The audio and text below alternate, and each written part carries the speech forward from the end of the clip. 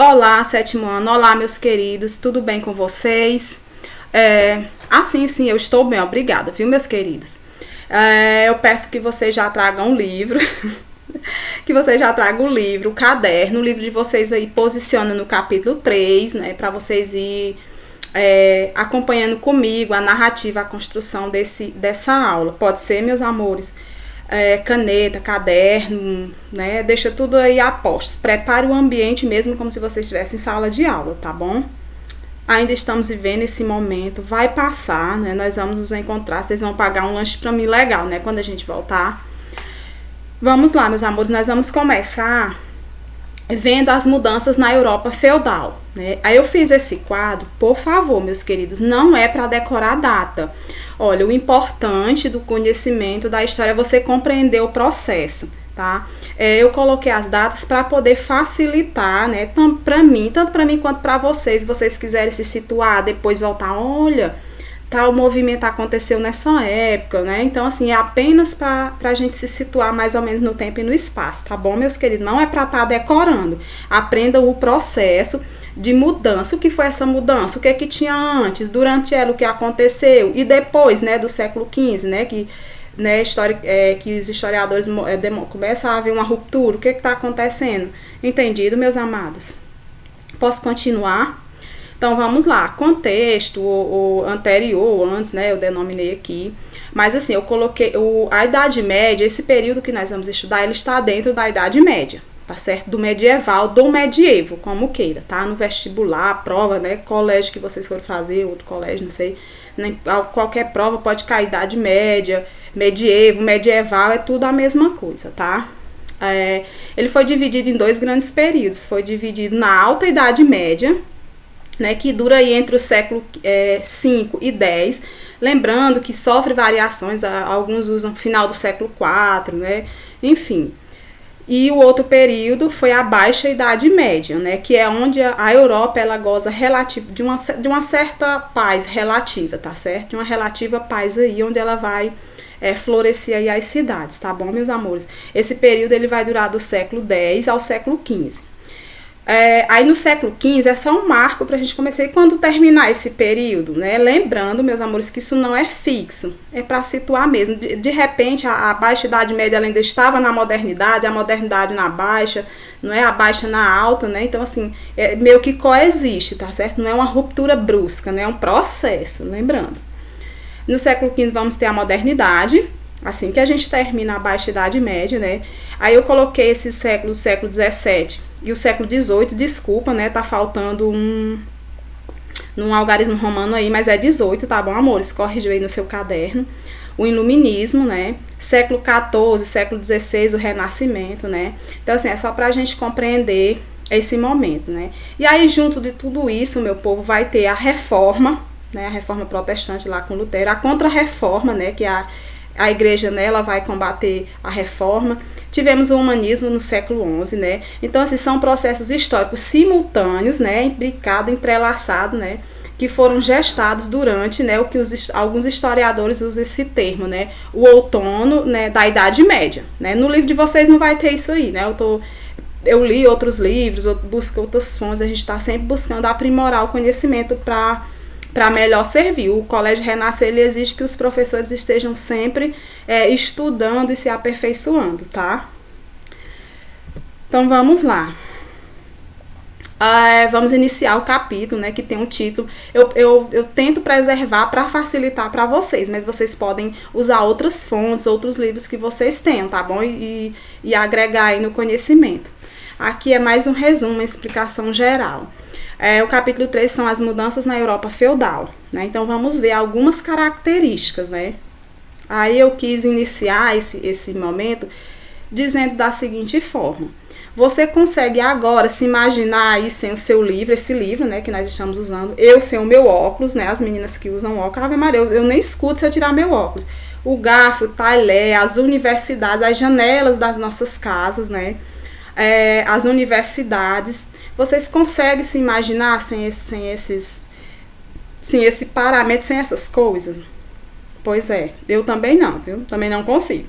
Então, assim, eu coloquei isso para a gente pensar que durante um período a história ela se reportava ao feudalismo como um período de trevas, né? Um período de feiura, um período negro onde só se tinha doença e nada de bom foi produzido, né? Ocorreu esse equívoco, né? Mas depois os historiadores, principalmente os medievalistas, o Franco Hilário Júnior, né? Sobre essas questões dos acessórios, eu li muito no Franco Hilário Júnior. O Le Goff, né? Ele se debruça sobre novas fontes e lança um novo olhar sobre a história e tira esse estigma de que o período medieval foi um período de trevas, né? Houve trevas? Houve, foi um período difícil, né? Mas não foi só trevas, né? Ele foi, principalmente a Alta Idade Média, ela foi marcada muito pela questão das relações de sucerania e vassalagem, né? Os grandes feudos, onde a igreja ela possuía muitas terras, né? Que mais que tinha nessa época? Enfim, né? Eu não posso me alongar muito, né? Mas assim, foi um período muito marcado por essas relações, né? De sucerania e vassalagem. As pessoas, a igreja estava constantemente se intrometendo na vida das pessoas, né, diariamente, cotidianamente. As pessoas não tinham acesso à leitura, a própria Bíblia não se lia, né? Então foi um período complicado mesmo, por isso que se fala em Idade das Trevas, mas não foi só isso. Então, a partir aí do século XI e XII, né, essas relações aí, elas vão se fragilizando, vai surgir uma nova classe, porque esse período da Alta Idade Média era um período muito hierarquizado, né, e muito bem definidas as classes, né? Tinha o alto clero, aí lá na base da pirâmide, daquela pirâmide lá, tinha os camponeses, né? E aí começa uma nova classe surgir, que são os burgueses, né? Esses burgueses, eles vão ter dinheiro, mas eles não têm prestígio, eles não são bem nascidos, né? Então eles passam a minar essas relações, né? Essas antigas relações, e eles inclusive passam a financiar escolas, universidades, né? Ele passa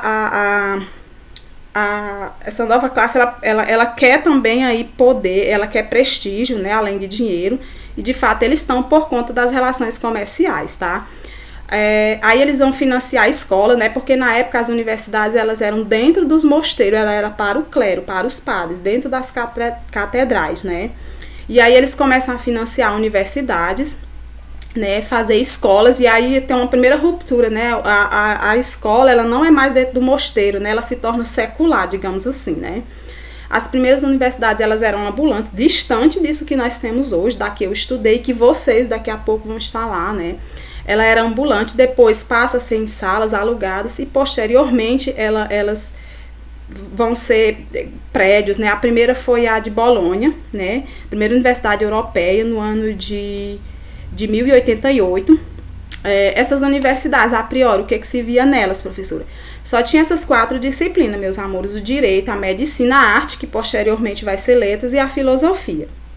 Até aqui, beleza? Eu posso continuar? Vamos lá.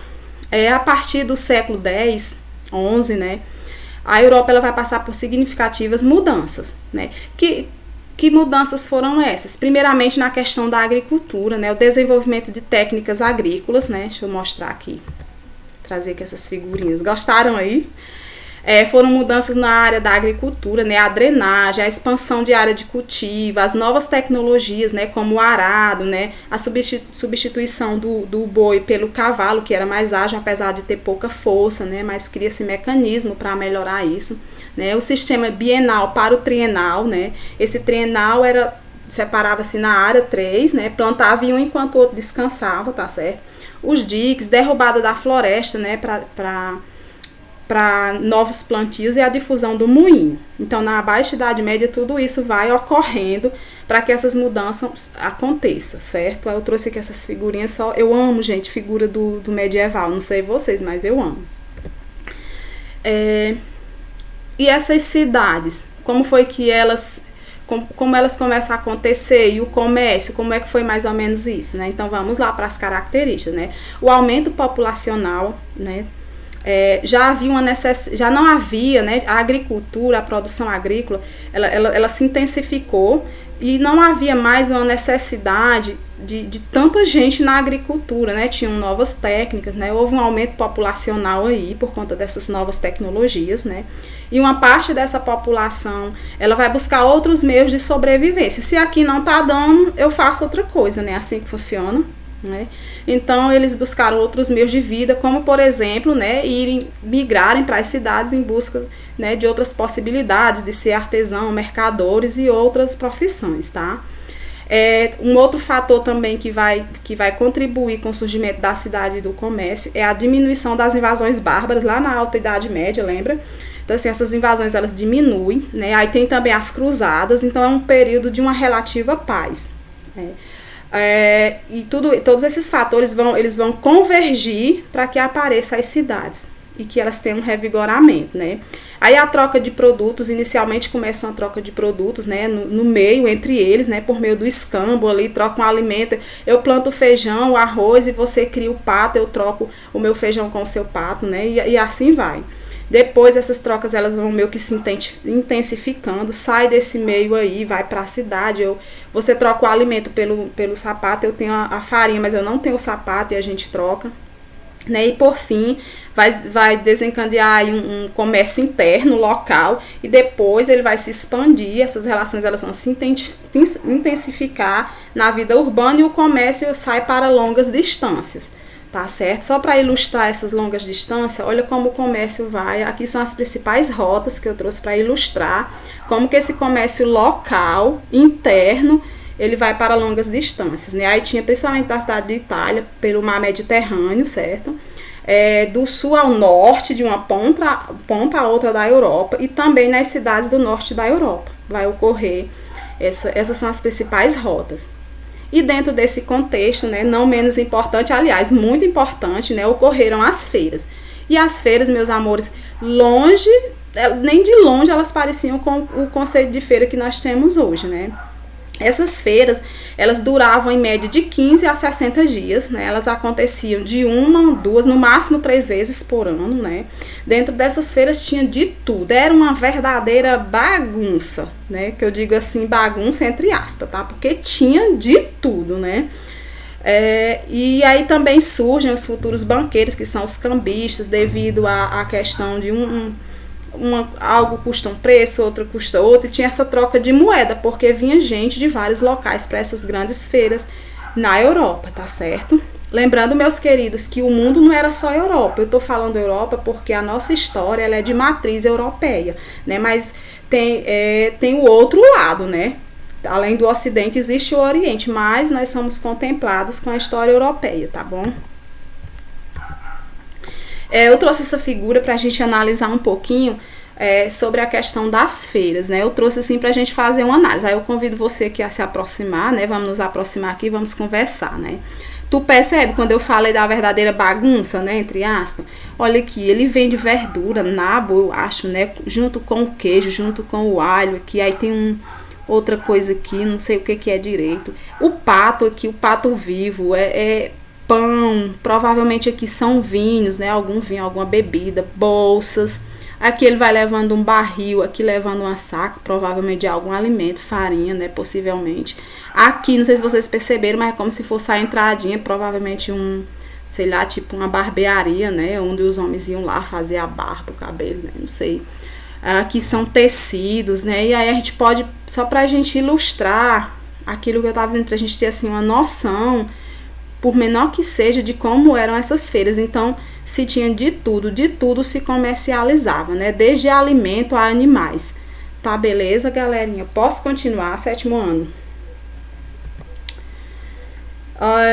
Sobre cidades, comerciantes, artesãos e suas corporações, né? Lembra que eu falei que o povo foi para outros locais, né? Em busca de outro meio de sobrevivência, né? Não tem como falar dessas cidades como falar dos burgos. Ah, professor, o que é burgos? Burgos são os burgueses que eu falei, aquela nova classe de comerciante que tinha dinheiro, mas que não eram bem nascidos, né? Alguns não pertenciam a famílias importantes, né? Então, dentro desse contexto, nós vamos ter os burgos, vai surgir as corporações, né? Essas corporações, elas são associações, né? Onde vai se reunir profissionais, né?